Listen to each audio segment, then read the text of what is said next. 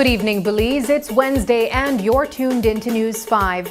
I'm Sabrina Daly. Thanks for joining us. Tonight, voter sentiment in Dangrega takes an unexpected turn as Area Representative Dr. Louis Zabane and other political leaders lose ground.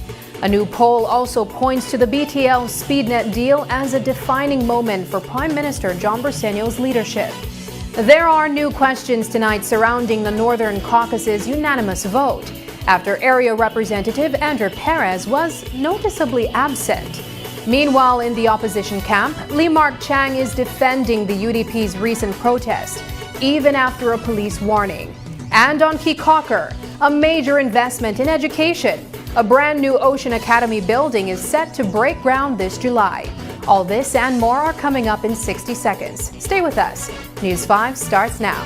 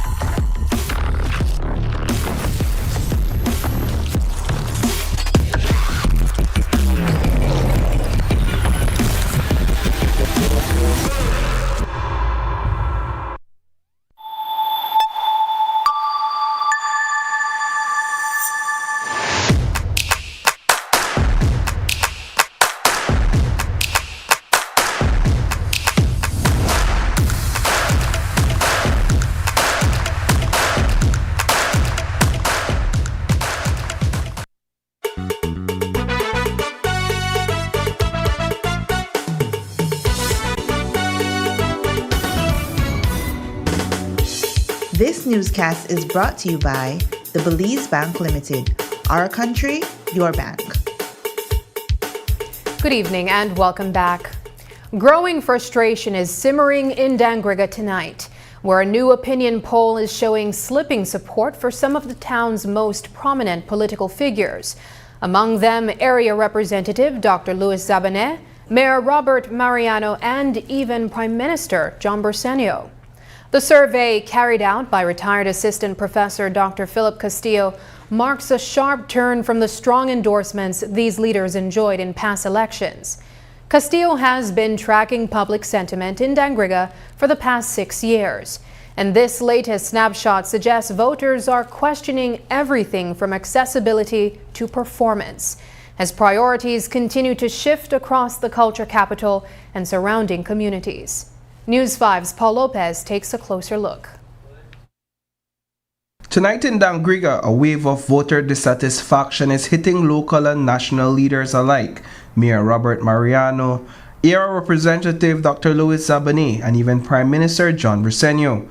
A new survey by pollster and retired Assistant Professor Dr. Philip Castillo shows support for Dr. Zabané has plunged dramatically.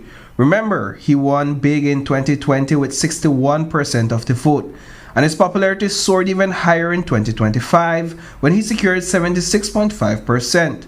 But Dr. Castillo's latest polling tells a very different story, one that suggests confidence in these leaders is slipping fast. He's underwater because I think he's at 41%, which means that more at 41%, 4 out of every 10 voters do not approve of the job that he's doing. No, again, we did not ask them why, but some voters, some citizens did provide an opinion.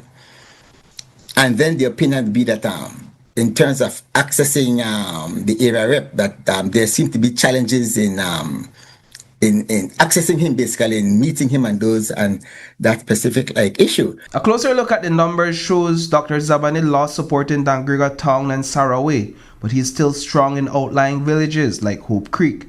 Responding to the poll, Dr. Zabané says he welcomes Dr. Castillo's work, but argues that data collected closer to election time gives a truer read on how voters will actually decide. First of all, the size of the poll is relatively small, but still helpful, so I'm not knocking it in that sense.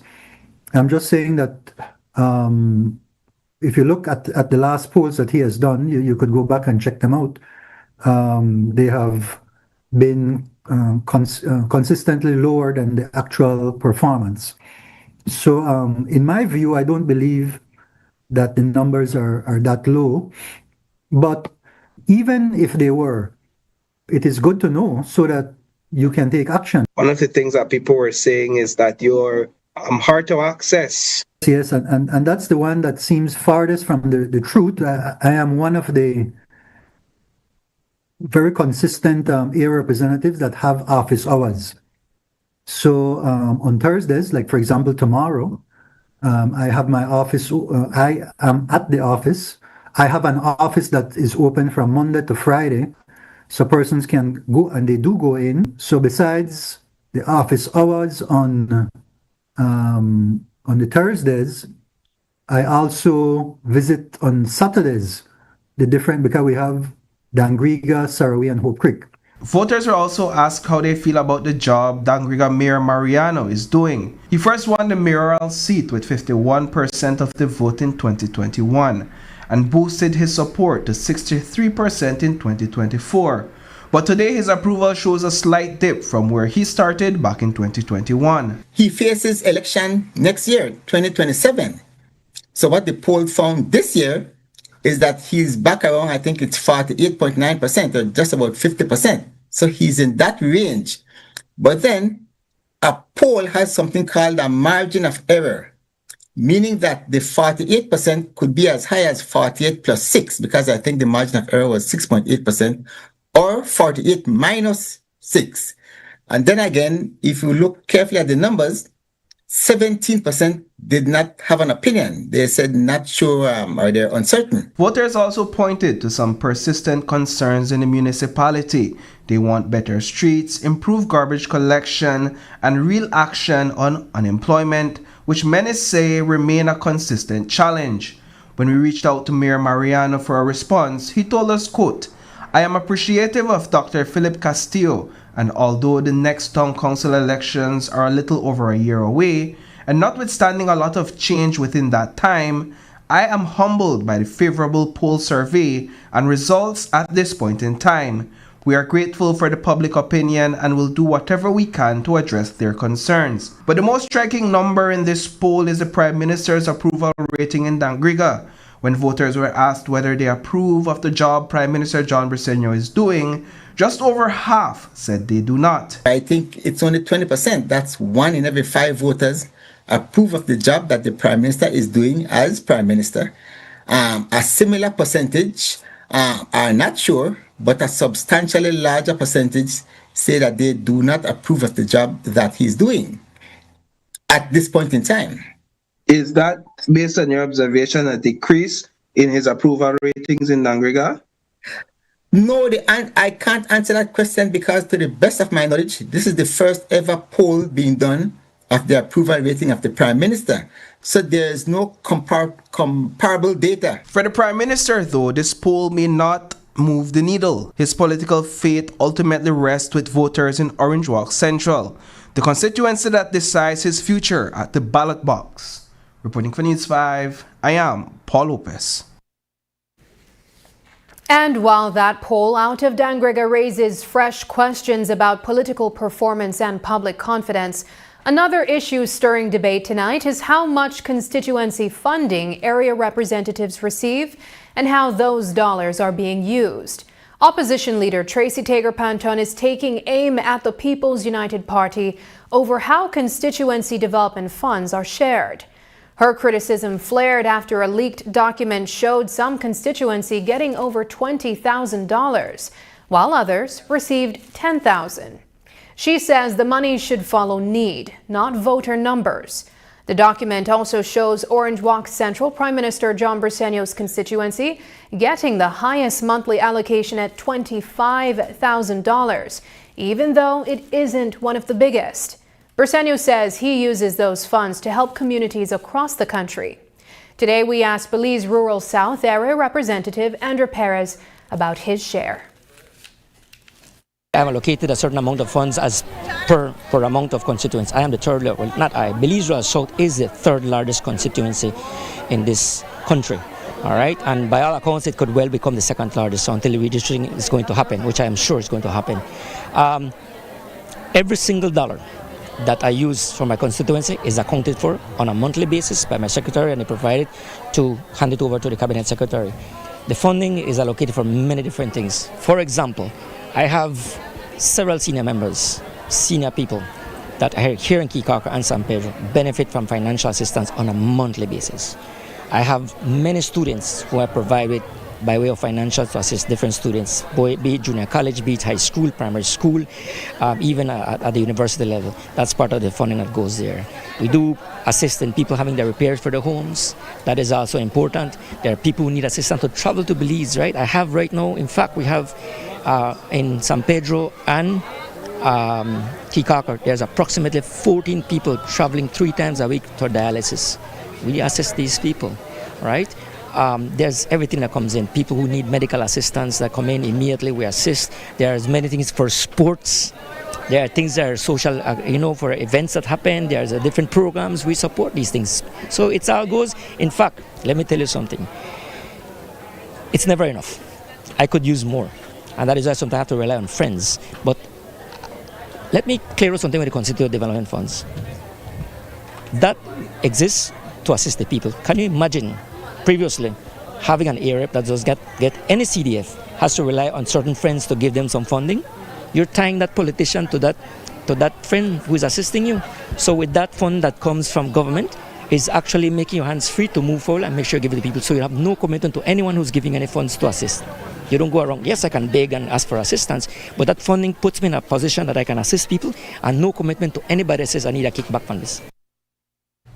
Turning back to our headline story tonight, Dr. Castillo's latest poll also suggests the proposed BTL SpeedNet acquisition could become a defining moment in Prime Minister John Briceño's leadership. It's a move that, according to the data, may ripple far beyond Orange Walk Central and potentially influence political outcomes on the ground in places like Dangriga. And while residents there won't directly decide the Prime Minister's fate at the polls, The findings raise real questions about how this issue could shape the People's United Party's overall standing. We heard from Dr. Castillo and Dangriga's area representative, Dr. Louis Zabane, also weighed in. We've seen nationally that several important organizations seem to be hesitant or just generally against it. Certainly the UDP is against it. The Council of Churches did put out a release. The Chamber of Commerce have issues. The unions have issues. And then in speaking to residents of Dangriga, again, these weren't solicited, but some people did say their opinions. And to the extent that their opinions mirror national opinions and concerns, then that makes it potentially a watershed moment. I wouldn't think that there would be much. I think across the country, there obviously we're realistic. That has had an impact on our capital, if you will, our political capital, no question. But in Dangriga, the persons know me there. In fact, media have interviewed me early on, and I have said that I personally believe that the matter could have been handled better in terms of consultation. I am a strong proponent of consultation. So I think the people in Dangriga know that that is how I operate. So if there are any concerns that they have, it would be local concerns. As both men point out, the political impact of the BTL SpeedNet deal may hinge less on national noise and more on how voters locally and across the country feel it was handled. As debate over the proposed BTL SpeedNet acquisition continues to stir political tension nationwide, another wrinkle emerged today when Belize Rural South Area Representative Andrew Perez told us he had no idea the People's United Party's Northern Caucus planned to publicly endorse the deal, a stance that quickly triggered internal criticism. The caucus said the vote was unanimous, but the move quickly drew fire from Cayo South's Julius Espat, who blasted it as political interference that undercuts public protests and official reviews. Today, Belize Rural South Area Rep Andrew Perez, a member of the Northern Caucus, told us he didn't attend the meeting and had no idea the caucus planned to issue that endorsement. Yes, I recall getting a message, I think about 2 days before, that there was going to be a Northern Caucus meeting and that there was going to be a presentation, and that was the topic of it. Well, I've been to Cabinet and I'd seen the presentation, and on short notice I was unable to attend, and no one from Belize was attended to the meeting. I was not aware they were going to make an announcement or declaration, and we were not aware of it. I was just thinking that we were just going to sit down and have a presentation. I had no knowledge of making that declaration saying that we are in support of it. Well, it's not about being neutral, it's about looking at things the right way. That yes, the consultations could have done better. I agree, could have been done in a better way. But for now, it's water on the bridge, right? The Minister of PUC has said that it's going to put a halt on it, or temporary, to look at the different things that go back to the drawing board. So that's where I'm standing at. Questions continue to swirl inside the PUP over the Northern Caucus's surprise endorsement of BTL SpeedNet deal. But another political dispute is unfolding across the aisle, this time over last week's UDP protest, where Mesopotamia Area Rep Lee Mark Chang is pushing back against warnings of possible legal consequences, insisting demonstrators were simply exercising their constitutional right to protest. If I need to pay the bond, I will take full responsibility for it, because we were out there, we were peacefully demonstrating. If that's what they want to do in terms of threatening us as citizens of Belize, that they're going to charge us for our rights to demonstrate, then you know what, so be it. Like when the protest started from very early on, I spoke with Mr. Reyes and I told him, man, you guys are make for no right or no wrong. Uno cannot trample upon a person's constitutional rights. The lockdown man for what? Being a member of a gang. Then after that, then they flip-flop. Man, nobody can get their own story straight when they carry the money in for. But so, I mean, it's the government and they're in power, and, they will say what they want to say. So, I mean, what can we do as citizens? We can demonstrate, we can let them know of our unhappiness towards what they're doing, but if they want to continue sending threats, then, you know what, they will probably have to take them to court or something. This would be a deterrent for regular Belizeans to protest and demonstrate, which is their right. So do you find that you probably have a responsibility to fight against such threats from the police, even though you may be able to pay the bond? Firstly, the police think they didn't do we a favor. They didn't do we no favor. We as Belizean citizens, we have a right to demonstrate. We have a right to let the government know what we like and what we do not like. That's why we live in a free country. So if they want to continue along this road here, then something will have to give everybody. And I tell you, the voices of the people is the loudest. And as the back and forth continues, Chang vows to stand his ground in court if it comes to that, saying the real question now is how far authorities will push Belizeans' right to protest. Belize is preparing big changes for the business world. The country is building a modern competition framework to keep markets fair and protect consumers. How it could shape services you rely on after the break.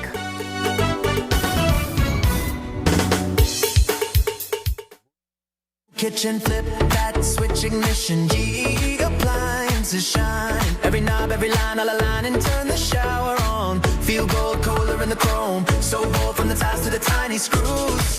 We've got the wow you choose. All in one place, Design Depot. Everything you need for the life you want. Let's go! From the floor to the paint to the patio glow. Build it up, light it up. Watch your dream home grow. All in one.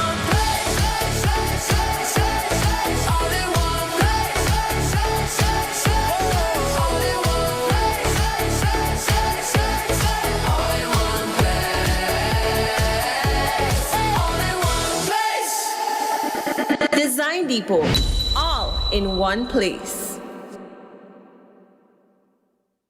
Festival come to this very nation. In Isaiah 30:29 it says, and you will sing as on the night you celebrate a holy festival, and your heart will rejoice. The body of Christ will unite, and many hearts will rejoice on the Saturday, March 7, 2026 at the Belize Civic Center, beginning at 6 p.m.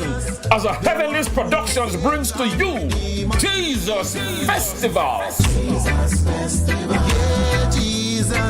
Featuring the hottest gospel artist coming out of the Bahamas, Sherwin Gardner. So I say, with all of my heart and all of my soul, I worship you, O Jah. Tell them that the praise will never stop. All I want to do is give you the highest praise. Also showcasing one of the biggest gospel artists from out of Trinidad and Tobago, Positive, dropping his hit tunes.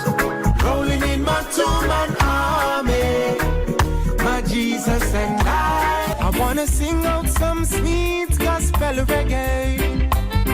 Listen after blessing and nothing can hold it back. And then it's the return of the biggest gospel band in Belize, Heavenly. I'm gonna be heavenly's for life, serving Jesus Christ.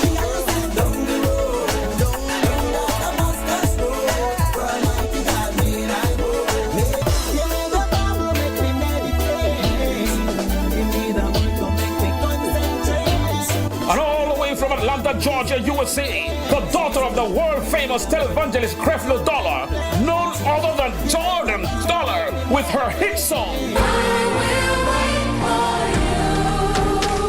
Also highlighting Genesis 501 from Capital City, Pepperpan.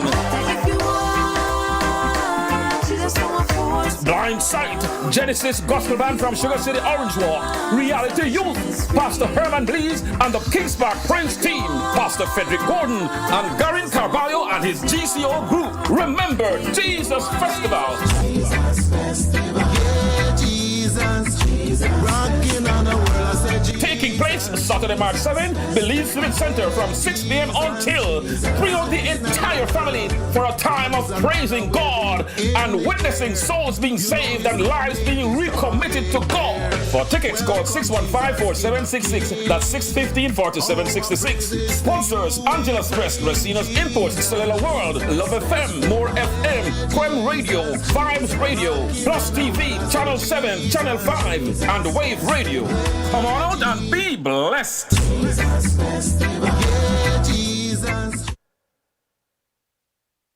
The NEBL basketball is back. 7 teams vying for the mega $100,000 cash pot.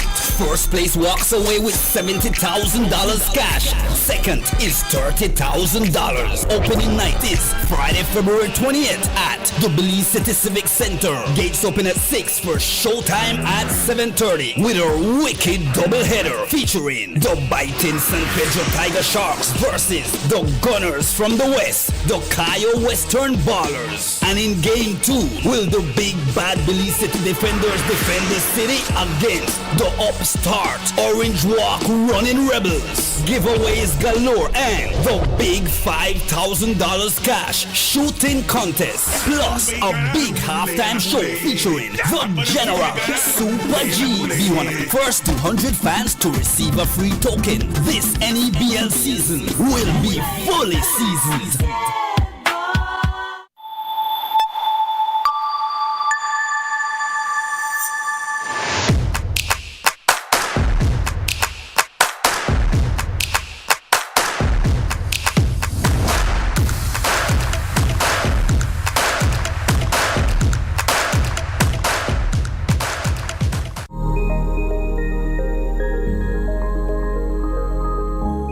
Forward-thinking farmer ready to adopt climate-smart practices?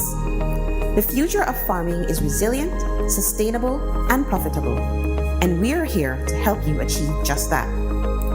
Whether cultivating half an acre or 200 acres, DFC offers affordable financing options and a matching grant up to $12,000 for Window 1 and up to $60,000 for Window 2 to help make your farm climate-smart, withstand unpredictable weather patterns, and adapt practices that enhance productivity and efficiency. This program is ideal for farmers and cooperatives. Women farmers are highly encouraged to take advantage. Join us in creating a resilient and sustainable agricultural future for Belize. Apply now and take the next step towards a stronger, greener tomorrow.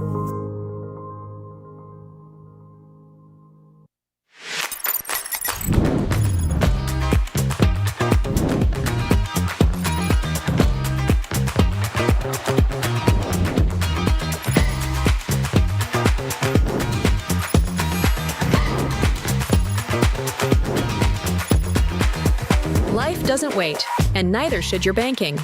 Belize Bank. Go digital.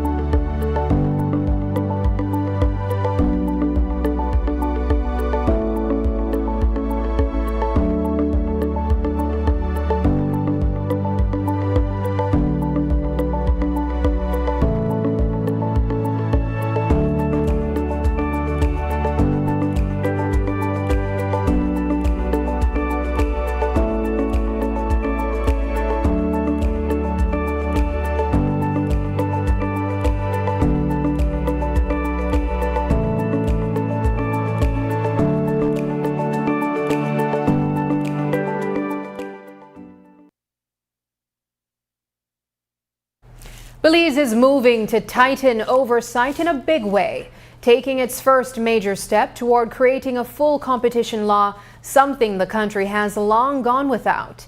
The effort comes amid years of concern about market dominance in key industries, especially telecoms.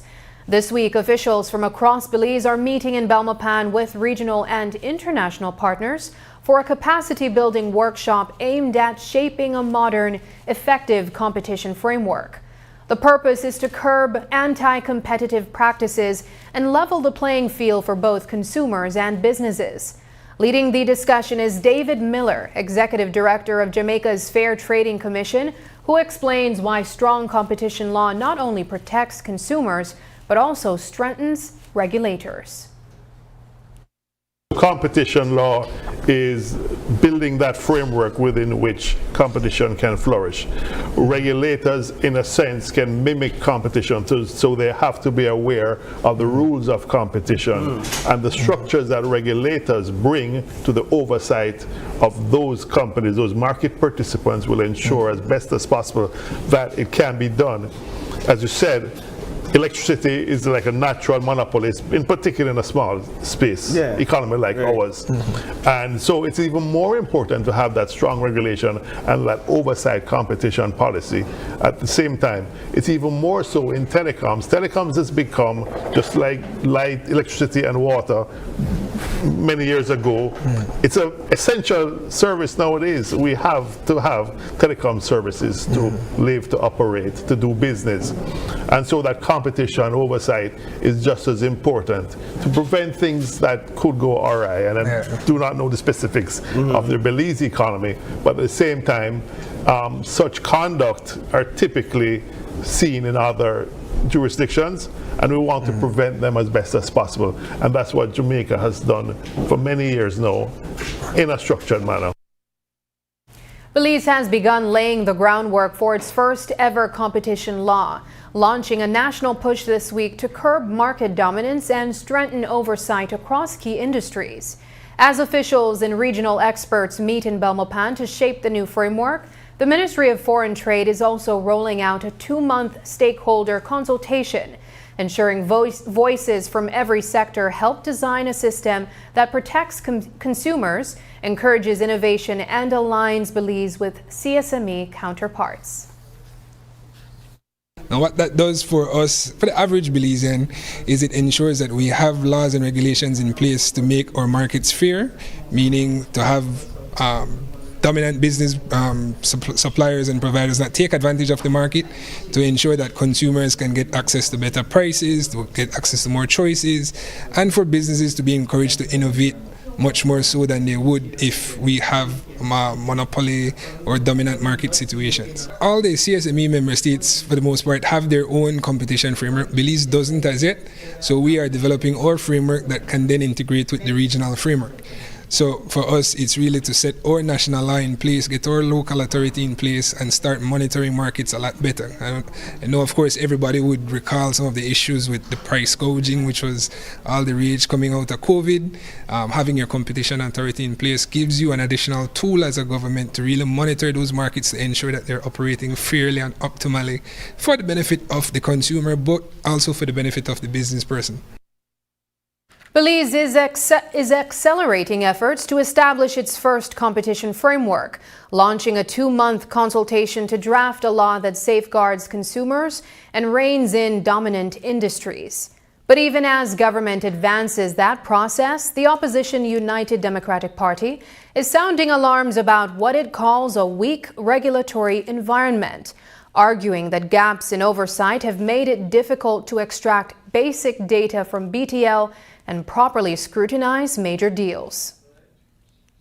When the member of the United Democratic Party met with the chairman who should resign, who should have been resigned by now, Mark Hellman Lizarraga, and his executive team, there was a 10-slide power presentation giving all the bells and whistles, but none of the real data. So we have been pulling data, information out of BTL.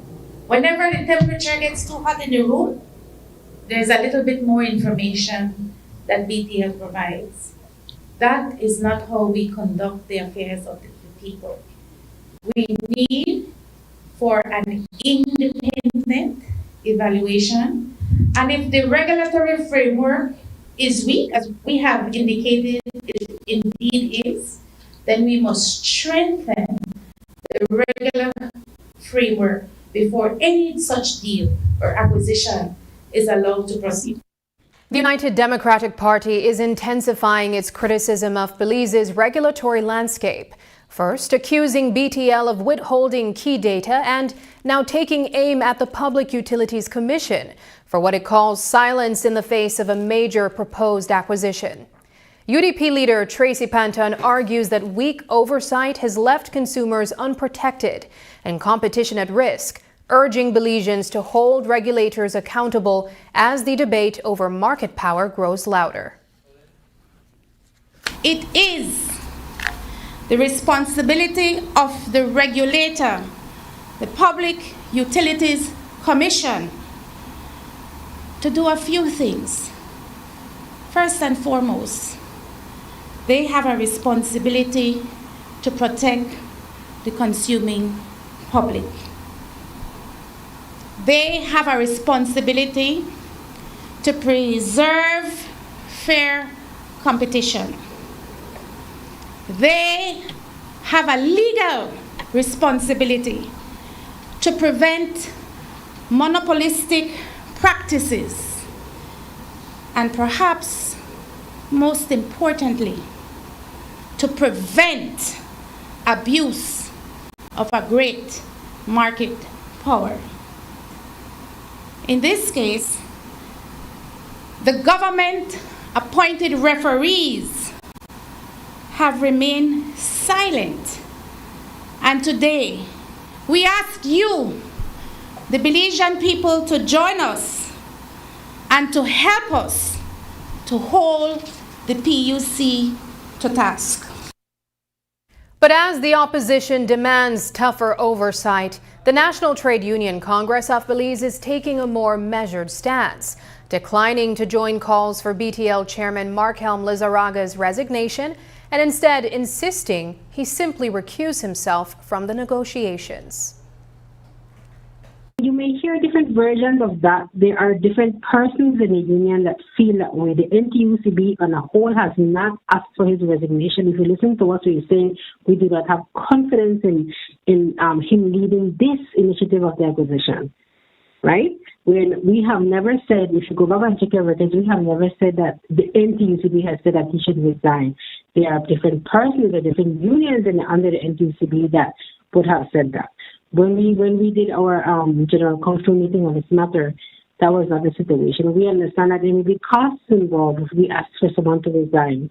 And that again falls on the taxpayers of this country. I mean, the gentleman is not making a little bit of money, as we all know.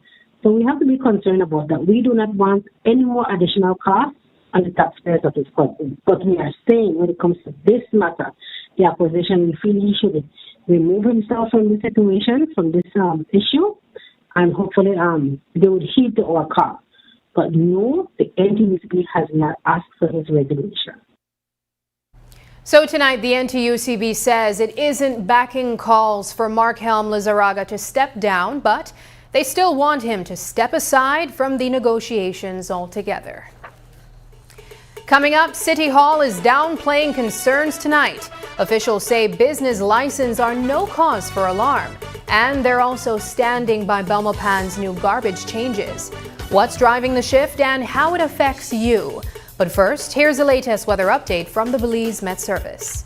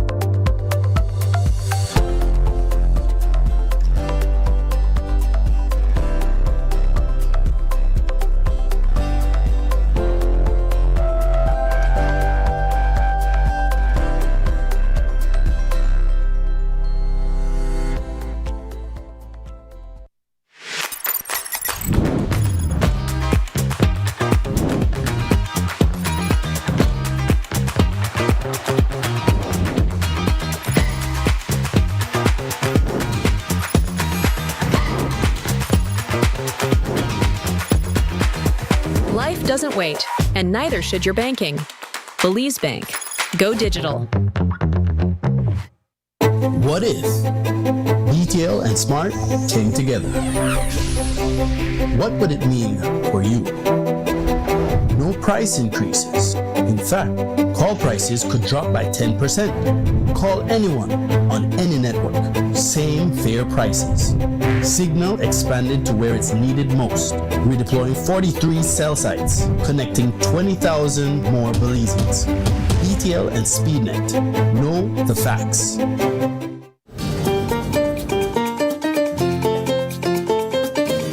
I crossed borders in Central America, searching for the stories behind the places we think we know. I'm Sabrina Daly, traveling as a Belizean, curious about the culture, the people, and the experiences that make each destination stand out. From the spirited landscapes of Honduras to the evolving heartbeat of El Salvador. Go pupusas! This journey explores what it really feels like to travel our region. This is Across Borders.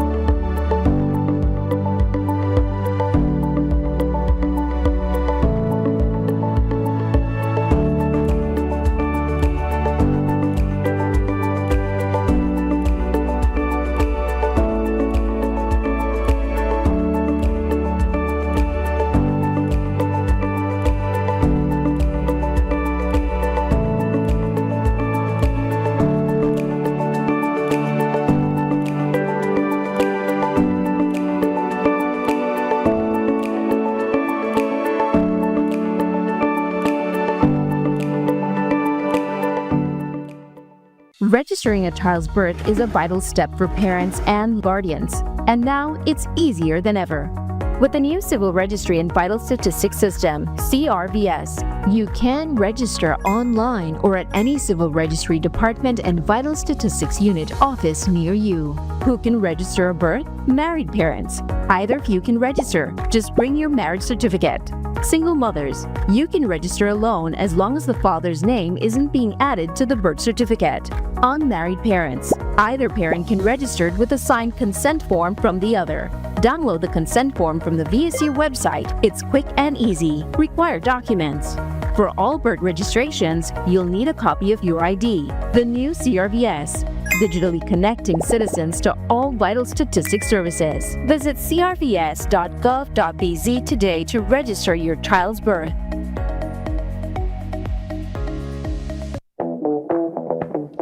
February is all about Honda.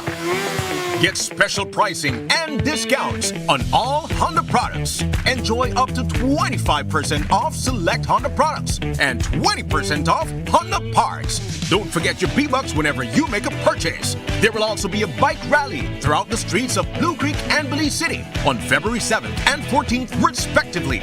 All participants will get a free oil change. Check out our Facebook page for more details. Love Your Honda is all about deals and discounts on Honda products throughout the month of February, only at Benquit Equipment Parts Service. Finally, a postpaid plan for 3 people. Introducing Smart Trio. Why pay for mobile service alone when you can share and save? Get unlimited national calls, texts, plus 100 gigabytes of shared data. And the best part? It's only $135. That's right, as low as $45 per person. Perfect for small families, couples, or close friends. Smart Trio. 3 lines, 1 smart choice. Sign up now and you could win a Trio getaway to San Pedro for 3. Visit us at www.smart-bz.com for more information or sign up at any showroom today. Smart, bringing people together. Tonight, Belmopan Mayor Pablo Kowich is clearing the air on the recent jump in trade license fees, saying the changes aren't part of the new system just yet, and that any extra payments businesses already made won't go to waste. He says those funds can be rolled over as credit or applied to other fees, and the council will be sending out updated letters to make everything clear moving forward. So, what everyone has gotten so far is the new rate that was calculated based on the reassessment. Now, after those letters went out, I was contacted by central government and the Ministry of Local Government, and I was guided to ensure that no business passes the 10% limit or the 10% ceiling or floor that that is mandated in the new law. Now, because we are not applying or implementing the new law, the Trade Board was of the belief that we didn't have to adhere to the 10% fee. So this is where the disconnect happened. And since that new rate has been relayed to the businesses, and further discussions have happened, we have now reassessed our analysis to ensure that nobody passes that 10% ceiling or floor. So some of those business owners will be getting new letters? Yes. Yes. Every business will be getting a new letter, even if you were not affected. And so trade license was due at the beginning of this year. So what will that be used as? Will it be a credit or will we return the money to the business?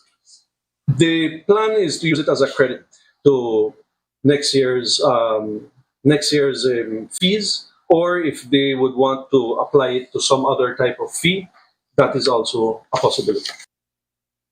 Belmopan Mayor Pablo Kowich is working to calm business owners after trade license confusion, assuring them that extra payments made under the still pending new regime will be credited or reassigned as updated notices go out. But even as City Hall sorts out those billing issues, the council is also adjusting garbage fees. Changes, the mayor says, are the result of reassessments in business size and waste output, not arbitrary increases. You saw 2 receipts. It doesn't mean necessarily that it's for the same person. Okay, they had a before and after. So, yeah. You know how things go. All right. Sometimes people manipulate things to make it appear a certain way. All right, so we break it down for us. Yes, the percentages. But yes, I can answer the question. All right. Because yes, there is some fact in the potential for an increase by certain businesses. As I mentioned, a lot of these businesses were reassessed. As I explained, as I mentioned to you guys before we started the interview, I will be sharing the schedule of commercial garbage rates, and you will notice that it has a reliance on square footage. So if a business has been reassessed and the square footage went up, that also means that we had to make adjustments to the garbage fee. Now, there is a second portion other than square footage that is considered with regards to commercial garbage rates. We also consider the category of business. because there are certain types of businesses that generate less garbage than others. So it's not just the size of your business, the type of business matters as well. So that is also a factor. In majority of the cases, the increase has been due to that increased square footage, or very likely the garbage fee that was applied did not match what it was supposed to be. So in a case like that, obviously an adjustment had to be made as well. Belmopan's mayor is trying to reassure frustrated business owners, saying any extra trade license payments will be corrected, even as City Hall tweaks garbage fees based on updated assessments of business size and the amount of waste they produce. Climate change is hitting Belize's sugar industry harder than ever, and cane farmers in the north are feeling the squeeze as droughts and erratic rainfall cut into their livelihoods. Now, a major $50 million climate resilience project is rolling out. And tonight, the region's top climate officials say it could be a lifeline, bringing smarter farming practices, stronger seed varieties, and direct support to help growers weather the next big environmental shock.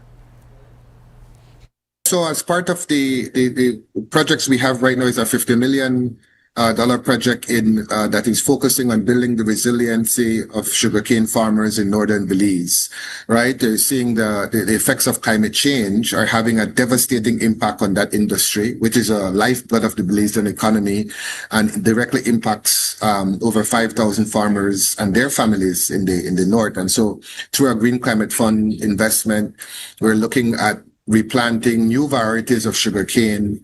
We're looking at assisting the farmers with land management techniques and providing seed cane for the farmers to replant their fields, capacity building, and also grants that they can have used if they were to abide by certain land management techniques. So when you look at the projection, Shane, the air is going to get even more dry, and the rain is going to become more and more unpredictable.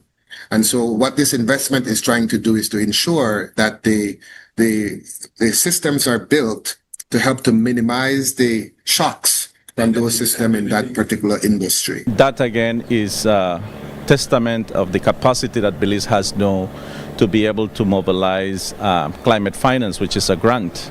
And with that grant now we will be able to rejuvenate the fields that needs to be retired. In addition to that, it will help us to move into more of a mechanized system with irrigation systems in place. As climate threats intensify, officials say this $50 million investment is designed to help cane farmers replant, modernize and adapt so the industry can withstand the harsher, drier years still ahead. A land deal in Hall Chan is raising serious questions tonight. Area Representative Andrew Perez has secured titles inside one of Belize's most protected marine zones. What he got and why it's causing concern, that story is up next.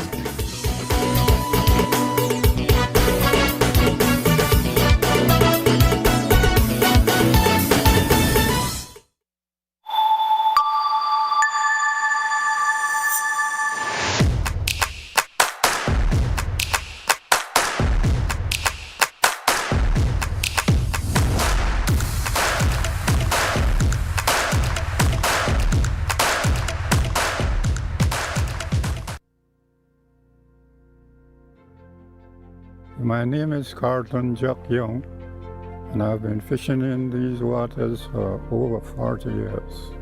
I used to work fishing from I was about 15 years old. I was the #1 fisherman for the Cove for many years. I was a member of the Fishery Advisory Board who makes decisions on these fishing areas. Fishermen like Jack Young can tell you about a time when it seemed Belize's bounty was never ending. And when we get alongside the boat and we check, we had 100 mutton snappers. but he can also tell you about the alarming differences in the number of available reef fish, such as the Nassau grouper, from then to now. The fishermen, they go out there and they sit there for hours before they could catch some of them. They are not there like they used to. Nassau groupers reproduce between the months of December and March. To ensure a good catch the following season, fishing of Nassau groupers is closed during the spawning season and carefully regulated the rest of the year. During the open fishing season, Nassau groupers must be landed whole and may not be less than 20 inches or greater than 30 inches. In Belize, there are 13 spawning aggregation sites where Nassau groupers and other reef fish are protected. These are Rocky Point, Mauga Key, Dog Flea, Key Buckell, Northern Two Key, Sandbore, South Point, Key Glory or Emily, Northeast Point, Gladden Spit, Nicholas Key, Seal Key, and Rise and Fall Bank. Consumers have a part to play as well. By declining to purchase the critically endangered Nassau grouper, especially non-regulation size, you help ensure populations have a chance to restock. By adhering to regulations and protecting spawning sites, we can support fish stock replenishment and the livelihoods of future fishermen. If they do it the right way, we might have it for a little longer. But if they don't do proper control, we'll lose it entirely.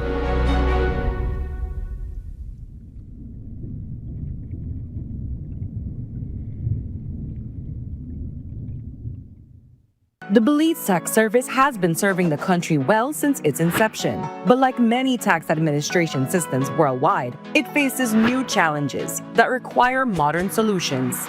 The Semi-Autonomous Revenue Authority, SARA, will be established by legislation that will modernize how Belize administers taxes. Countries across our region, Jamaica, Barbados, and Guyana, have undertaken similar efforts at modernization, and we're using their experiences, successes, and challenges to design a SARA specific to our tax landscape. SARA will operate under the Ministry of Finance with an advisory board comprised of experts in finance, tax, law, and public administration who will provide sound guidance while maintaining the required oversight of public funds. SARA will provide the framework for modernizing tax administration, improving the way we serve taxpayers, and supporting Belize's development. A semi-autonomous revenue authority, SARA, will create opportunities for improving human resource management, accelerating digital transformation that reduces turnaround time and paperwork, and providing more responsive customer service while maintaining strict accountability standards. SARA, a progressive tax administration for a modern Belize. Life is full of precious moments worth cherishing, moments that shape our present and lay the foundation for our future. But amidst life's beautiful tapestry, there are uncertainties we must confront. How do we secure today while protecting tomorrow? Introducing RF&G Life Insurance, your partner in safeguarding what matters most. With a RF&G Life Insurance plan, you can ensure financial security for your loved ones, providing them with a safety net for the future. From identifying and recommending plans suitable for your unique needs to expert advice every step of the way, RF&G Life Insurance is committed to protecting your family's legacy. Choose RF&G Life Insurance for peace of mind you can rely on. RF&G Life Insurance, securing today, protecting tomorrow. Your life, your legacy.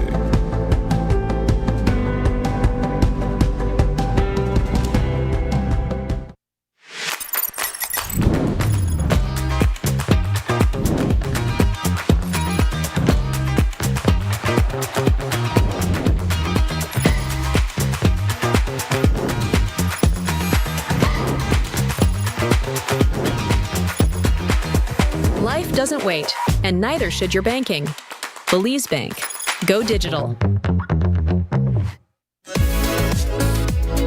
That's me. My data and I really need to get my ARA out today. Really? Well, you can join our Smart Group plan. Really? How that works? Easy, let me tell you.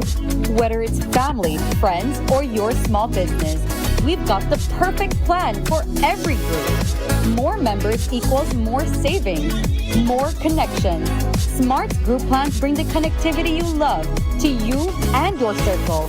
No one gets left behind. Explore Share One package option and add on unlimited data, calls, and SMS for the entire group for less than $50 per member. Visit any Smart showroom countrywide or email sales@speednet-wireless.com to sign up today. Smart, bringing people together.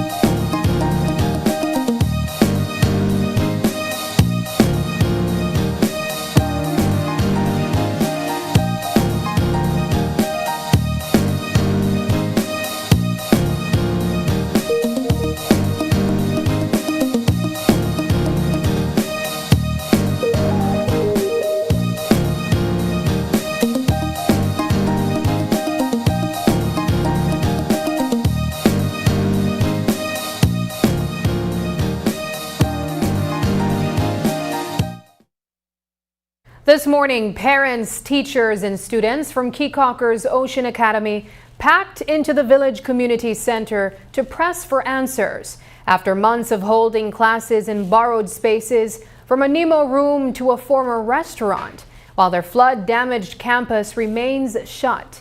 And tonight, Area Representative Andrew Perez says the Ministry of Education is stepping in, committing to build a brand new school and working with Ocean Academy to secure a safer temporary home while that construction gets underway.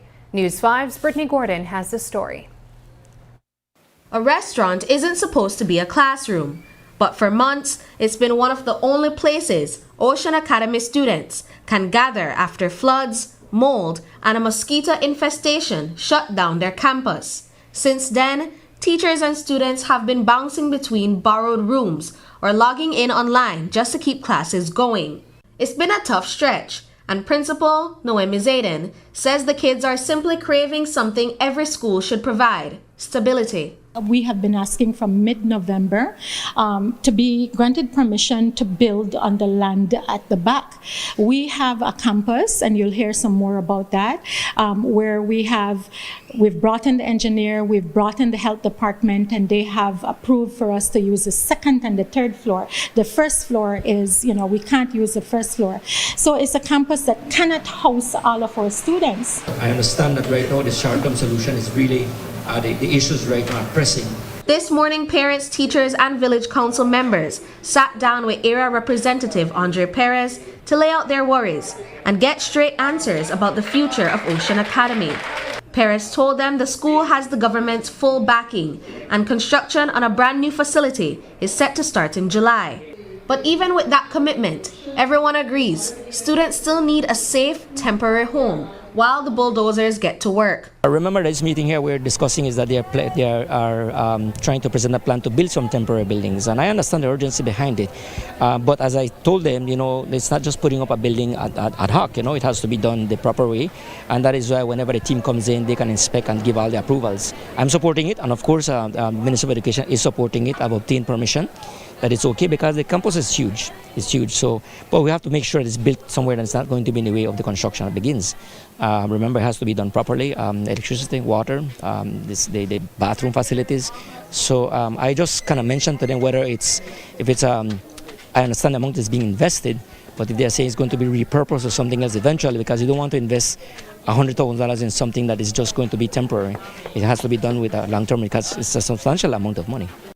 Stability in our studies. Although the school is grateful for the borrowed spaces, they are not always available for use. And as third form student Ayane Maganya explains, Online classes are often difficult to follow. Certain subjects like information communication technology, which is ICT, it's kind of hard to learn it on an online platform because you have to kind of split your screen, and then the tabs are a little bit too small for you to figure out exactly what you're doing for that class. And in some classes they're doing coding, which is better to do on face-to-face than online, because they have stuff that easily distract you, like your phone, for example, and you're scrolling on your phone and you're not paying attention in class. And also, it's better doing face-to-face because then you're actually actively learning in the class than being distracted at home. Paris says officials from the Ministry of Education will sit down with him and the school on February 18th to map out a long-term fix for Ocean Academy and go deeper into plans for the new campus. And Principal Zayden stresses that whatever solution they land on, it must give students a safe place to reconnect, socialize, and simply be kids again. We get students asking us, like, when will we have our campus? When will we be together learning online? Because we don't have spaces to accommodate all our students. So we have to have a rotational schedule where some have to shift online so others can use the locations that we do have. I have to say, immense gratitude to the Kikaker community who have been partnering with us to just lend us restaurant spaces above bars, spaces, But for the kids, it is challenging to be, shifting online because they learn, of course, better when they're face-to-face. They need to socialize. They just need to feel like there is stability in their learning. Additionally, the Ministry of Education has committed to providing all 172 students with free education next school year. Several high schools across the country get free tuition, or free education if you want to call it. In the case of Ambergiski, I think the ones in Cayo as well, they did get that as well. And I recall speaking with Minister Fonseca back then, and he has assured me that they could not do it for the last year. I was clamoring from last year, no? But because of the budget and planning, he did assure me that this fiscal year it will be included. For now, classes will keep shifting around the village, and some will stay online, while officials work out a new temporary solution. Brittany Gordon for News 5. Belize's Sargassum Task Force is on alert, keeping a close eye on activity in the Caribbean as the country gears up for this year's sargassum season. Earlier this week, Placencia warned residents that fresh sargassum mats could start washing ashore by weekend. And today, the Minister of Blue Economy says the task force is already putting plans in motion. Yes, actually, the Sargassum Task Force is very active. We're making the plans. I think at this point in time in San Pedro, they're starting to set up the barriers very much. Is about to be installed. The Sargassum machines are being prepared and serviced up, getting ready. And there are other plans as well in terms of funding to fight this, getting ready for this and see if these booms can work, which we believe it is. But it's going to be a constant battle, but we're preparing for it. Sargassum Task Force is working as well in accessing funds. That's important. As the Sargassum Task Force steps up preparations ahead of a possible influx along the coast, Minister Andrew Perez is also making waves on another front, this time in marine protection, after securing land titles for 11 small keys inside the Holchan Marine Reserve. It is actually 11 little keys and islands that all fall squarely within the Marine Reserve. And when we entered government, when I was doing the research, I was surprised that all these islands had been parceled out. Parceled out means like they had been already surveyed, and parceled out to be someone can apply purchase price and buy it. But so like this can't be, so this is where I pounced on it immediately to secure it. If it's parceled out, if I say nobody can get it, if government changes, that same parcel is still available to be sold off. So to secure it, the best way is to put it in Holchan Marine Reserve titles. And that is something that is big, that secures that and protect not only Holchan but the entire community. You don't want to give up those private islands, right? That has been a struggle across the entire Ambergiski and Kikaker. So I put a stop to it and by securing these titles. So that is huge, that no one ever else would want to say, I want those lands. After securing 11 keys inside the Holchan Marine Reserve to strengthen long-term marine protection, Area Representative Andrew Perez is now turning his attention to another coastal concern. rolling out a pilot project in Keycocker and San Pedro aimed at tackling chronic flooding and shoreline erosion. There's an area called Bahia Puesta del Sol in Keycocker. Remember the teacher spoke about the water rising, they pump out 45,000 gallons of water and the water rises. The entire Bahia Puesta del Sol is an area that is like that. So presently the village council is using the regular sand that they dredge, precious sand, to cover the streets. And that doesn't work. It's washing away. In San Pedro, we have a quarry, that is we extract white marl. But let's do the maths. To bring a barge load of hardcore from Belize City to San Pedro costs approximately $12,000 to $14,000 to bring 8 truckloads. That's over there. Bahia Puesta del Sol needs 500 truckloads. So where do we get those funds? We're talking about millions of dollars. All right. So now we got to do it smart. I had a very fruitful meeting with the village council. I explained to them the situation. We have been discussing it, and we want to do a pilot project which is already working. We're doing it. So what we're doing is this. San Pedro has lots of beach erosion. There is the issue about beach rehabilitation that is going to be happening. There is also sand dunes being done scientifically by technical people to see how the beach claims itself back, but that's a long-term solution. There is also using artisanal fisher folks, that artisanal dredging that can be done with trash pumps, and a portion of it can be done through dredging machines in strategic areas, environmentally safe. So putting all these together, it can work to get back the beach in San Pedro town.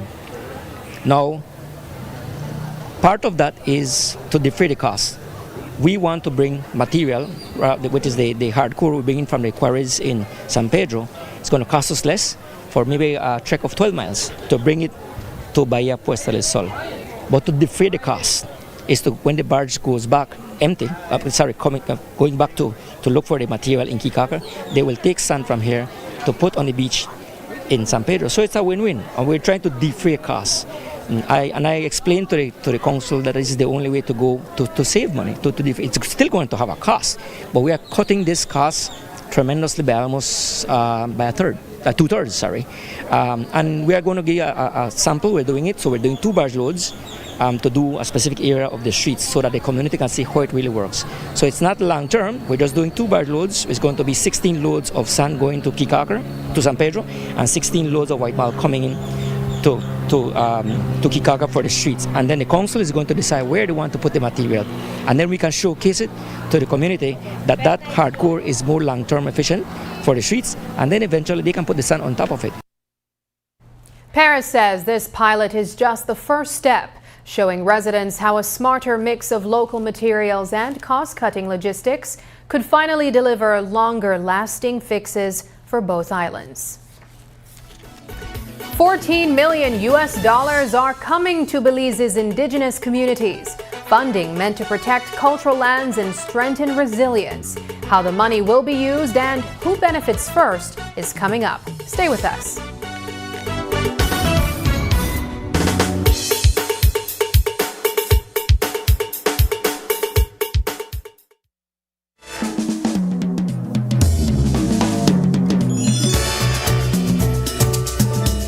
Nestled away in the quaint Belize River Valley, Black Orchid's Panda River Restaurant offers a variety of great dining areas and experiences with an excellent variety of local and international cuisine, with healthy meal options for vegans and those with health concerns.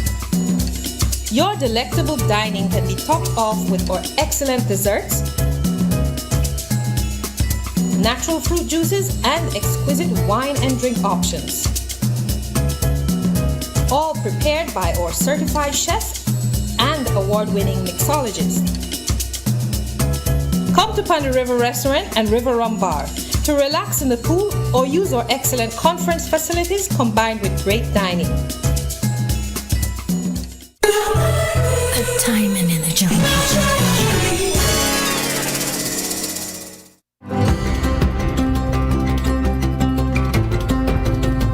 For decades, BEL has powered Belize's growth and progress, lighting homes, energizing industries, and fueling national development.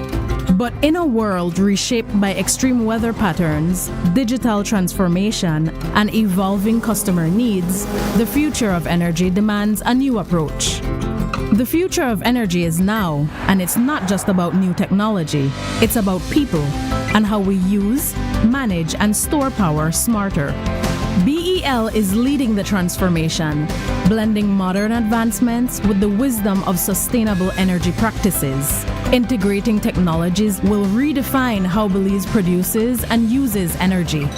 With distributed generation and smart grid technologies, customers are becoming power partners. Energy is no longer a one-way street. BEL is making key investments that will reinforce the grid to make this a reality, ensuring energy security for generations. At BEL, we are more than an energy provider. We work to safeguard Belize's energy future, which will have demand response programs, where customers will be able to shift use during peak hours to take advantage of the new time of use or off-peak rate structures. Customer energy portals, real-time insights and tools to track usage and manage energy smarter. Smart metering, advanced metering infrastructure, faster, safer service and actionable energy insights. Distributed generation, integrating rooftop solar, microgrids and battery storage for two-way power flows into the national grid. Together, we are bringing you a brighter tomorrow.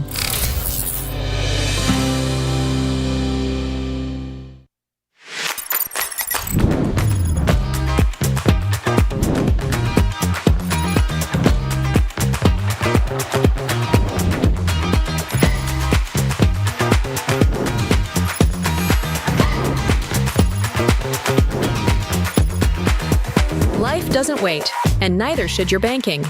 Belize Bank. Go digital. Haven't updated your information recently? Well, kick off the new year as a winner. RF&G Insurance is giving you a free chance to win every month. Entering is easy. Just chat with us on WhatsApp and update your information. That's it. You'll be automatically entered into our monthly raffle for a chance to win awesome prizes. Don't wait. Message us on WhatsApp and update your info today. RF&G Insurance. It pays to get it right.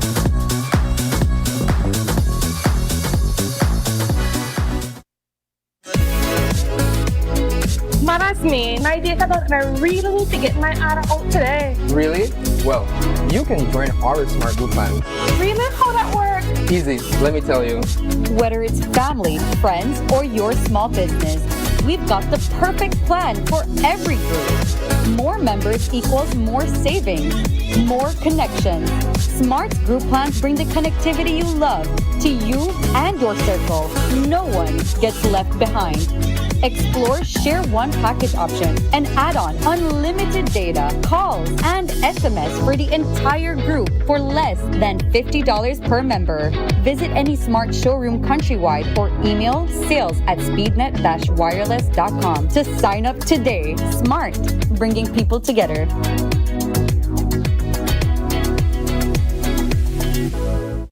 What if BTL and Smart came together? What would it mean for you? No price increases. In fact, call prices could drop by 10%. Call anyone on any network. Same fair prices. Signal expanded to where it's needed most. We're deploying 43 cell sites, connecting 20,000 more Belizeans. BTL and SpeedNet. Know the facts. Unwrap the joy of crystal clear picture and sound from Aiwa, the brand that offers you affordability and exceptional quality. Aiwa has a wide range of exceptional products to choose from, such as TVs, speakers, headphones, home appliances, and much more at affordable prices that won't break the bank. Enhance your audio-visual entertainment experience with Aiwa, and for your convenience, parts are readily available in country for hassle-free maintenance. You can find Aiwa products at your local electronics store countrywide. Choose Aiwa, the best in home entertainment and household appliances. Belize is unlocking nearly $14 million in new climate financing to help indigenous communities confront rising climate threats. The funding, channeled through the Green Climate Fund, will be led by Julian Cho Society and designed directly by Mayan communities in the South. The project aims to protect traditional lands, strengthen climate-resilient livelihoods, and support community-driven adaptation. Here's why the region's climate officials say it could be a game changer for Indigenous people across Belize. We are also now working with the government of Belize to mobilize an additional $40 million or so for an Indigenous people project. This is directly through the Julian Cho Society. And this project is exciting because it's going to be one of the first Indigenous people-led project within the GCF. And there's going to be some activities as well for other Indigenous people in the South. The work we do is really about how do we impact positively lives and livelihoods. And the 5Cs based in Belize is obviously a CARICOM institution, but we have, through the work and our partners like the UK that we've been able to work with, we have a chance and an opportunity, and we have impacted tens of millions of people. At the end of the day, it's about how do we build the resilience and provide our people with the tools and some assistance to ensure that they can become more resilient against the effects of climate change. Before we leave you, here's tonight's viewer's voice. On our first story, voter sentiment shifts. Major leaders lose ground in Dangriga. Tim Bowe commented, "Numbers don't lie. You won't stay up there forever once you forget your voters." On the topic, climate change centers $50 million intervention in sugar industry. Adrian Witzel shared, "This is good for the farmers. Transparency will go a long way." Thank you for engaging with us online. Your voices shape the national conversation. Keep those comments coming, and we'll continue to feature them right here. And that's the news. Tonight's broadcast is available at greaterbelize.com, on our Facebook, and on YouTube. I'm Sabrina Daly. Thanks for joining us, and from all of us here at News 5, good night.